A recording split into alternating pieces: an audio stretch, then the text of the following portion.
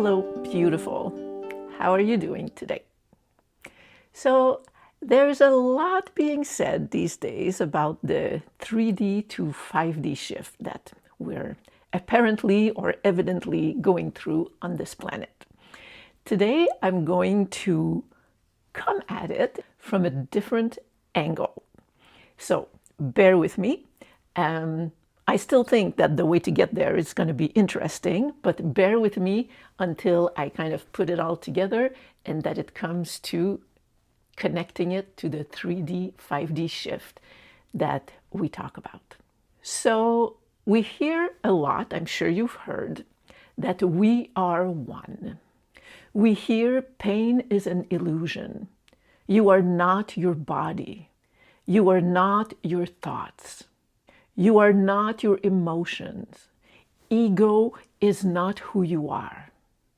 For those of us who have done a lot of inner work and understand all the ways that we have betrayed and abandoned ourselves, I would like to suggest that this attitude, that we are not all these things, is the ultimate betrayal and self-abandonment that we can perpetrate. Because we know that when we deny and denigrate parts of who we are doing violence upon ourselves. That's where most of our wounding comes from, right? If we've done some inner work, we're aware of that. So when we judge and blame ourselves for still believing that we are our bodies, that our thoughts feel real, that we can't seem to rise above our emotions, that our ego still has something to say, we are betraying and hurting ourselves. I would even say that it's an offense to God. It's like a real slap in the face to God. Denying our true nature is the real sin. Why?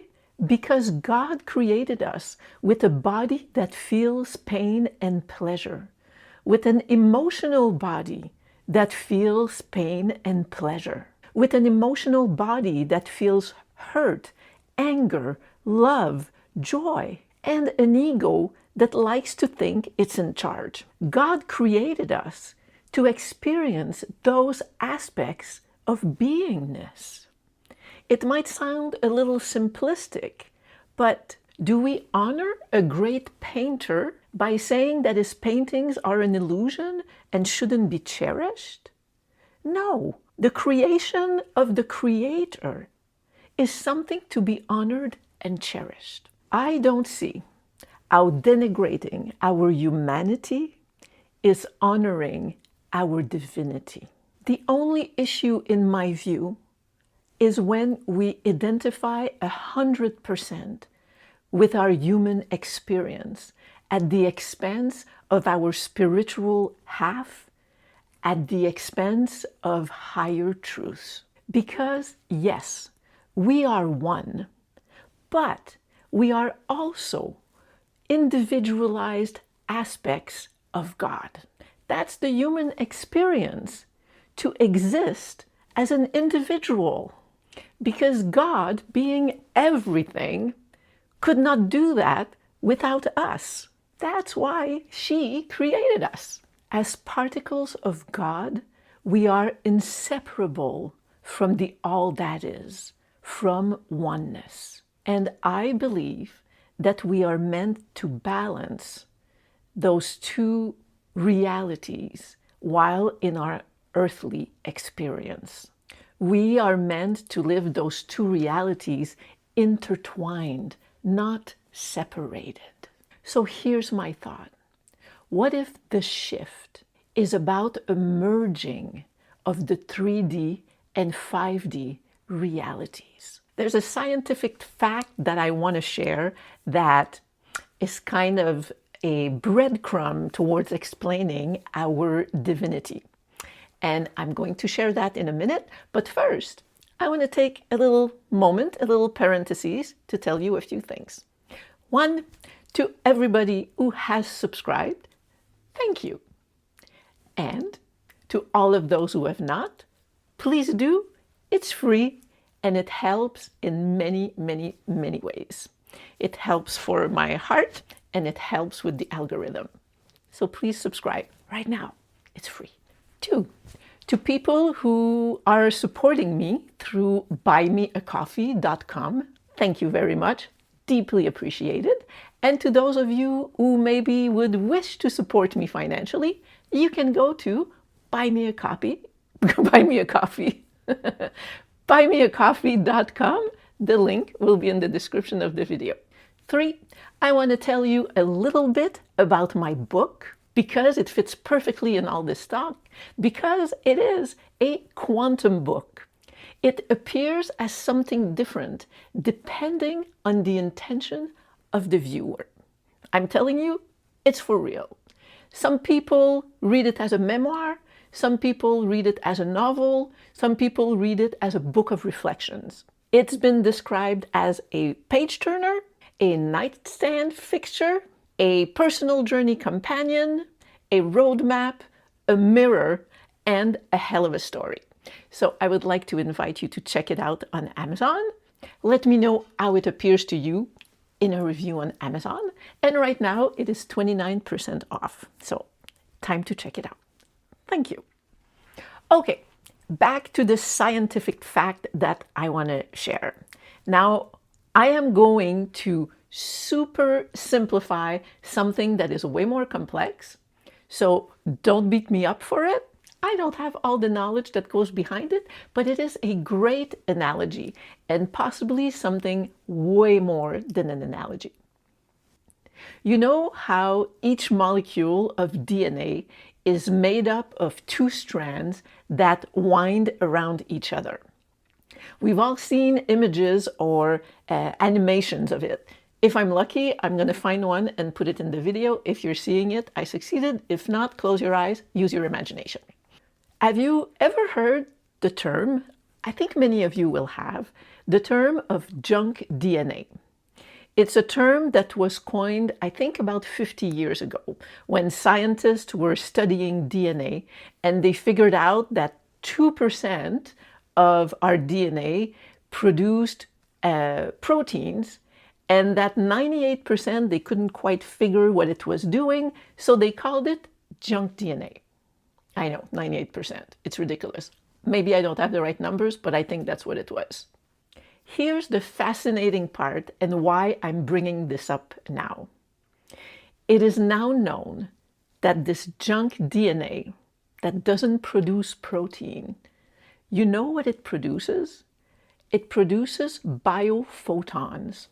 That means that it produces particles of light. You see why this is fascinating, right?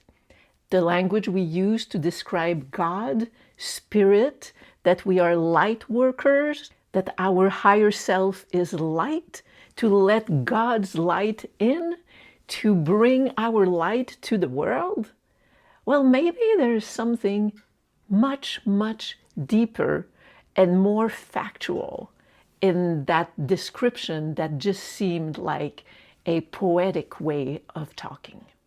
That's actually all I'm going to say about it here, but it's definitely something to sit with and to think about. To think about the fact that 98%, number might be off, of our DNA produces particles of light. It kind of changes this whole idea of allowing God's light to come in when maybe we are made up of a whole bunch of it ourselves. A few days ago, I heard something, and it was along the lines of, when we focus too much on our individuality, the higher goal is to connect to oneness. We need to understand that we are connected to something greater than ourselves, and that's how we expand. But once we know oneness, the goal is separateness.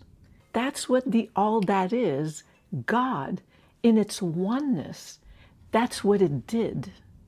It individualized into parts, it expanded into separateness in order to know itself more deeply. When we are oneness, the way to expand is to separate.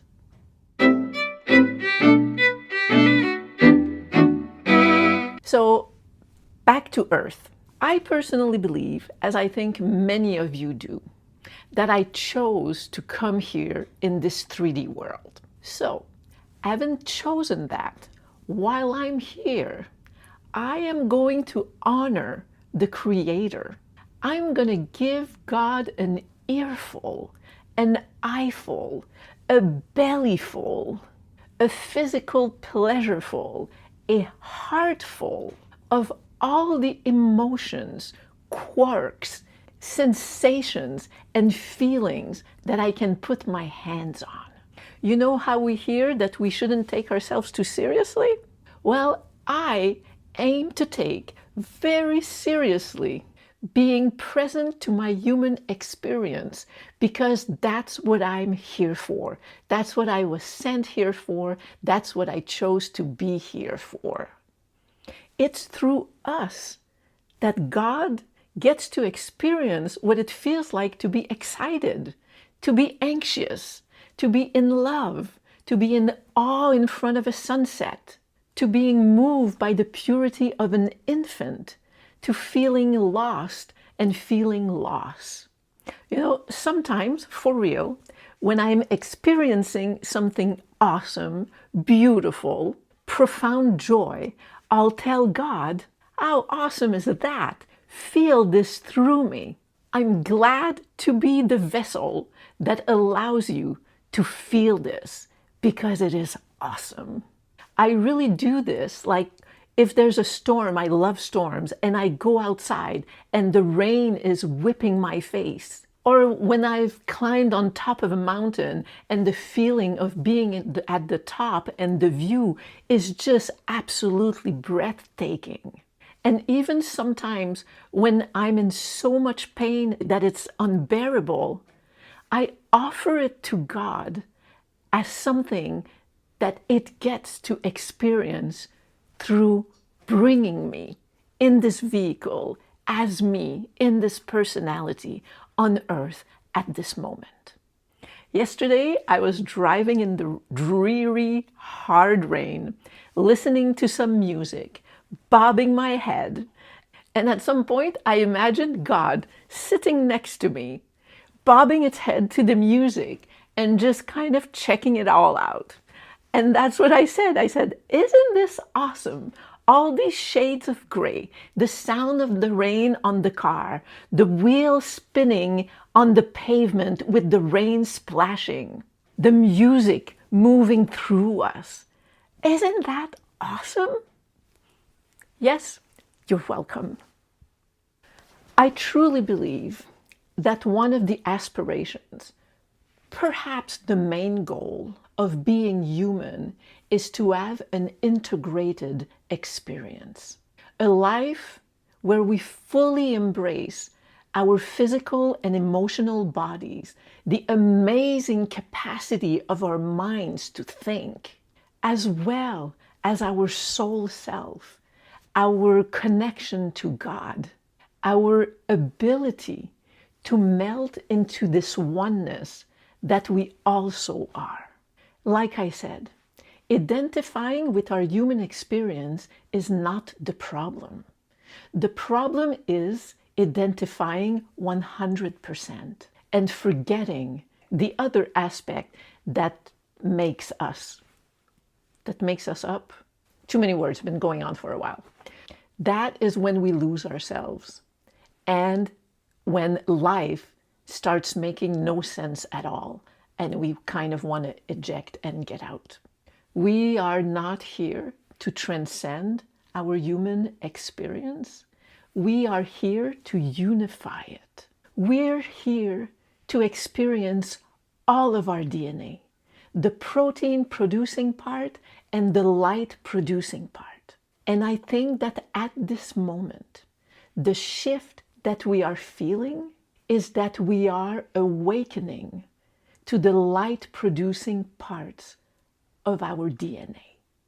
We are awakening to the God aspect of ourselves, and we are meant to integrate it into our 3D reality and experience. I found a sentence that I wrote in some older notes. I actually don't know if I wrote them or if I picked it from somebody else, but this is what it is. The expansion of consciousness doesn't come at the expense of dismissing part of itself. We are being called to merge. In my view, that merging is the ascension. That's the 3D to 5D shift. So let's not dismiss, disown, or invalidate any aspect of our experience. Let's connect to our light and ascend by unifying it with the rest of our physical experience. Those are all my thoughts for today. Let me know what you think. I love, love, love reading your comments. It's awesome. Right now I'm living a very isolated life and you are my community. So keep them coming. Forgive me if I don't have time to reply to all of them, but I do read them and they are all very meaningful to me. I am done now. You have a great day, a great night, a great dreams. I will see you soon. I love you. Bye.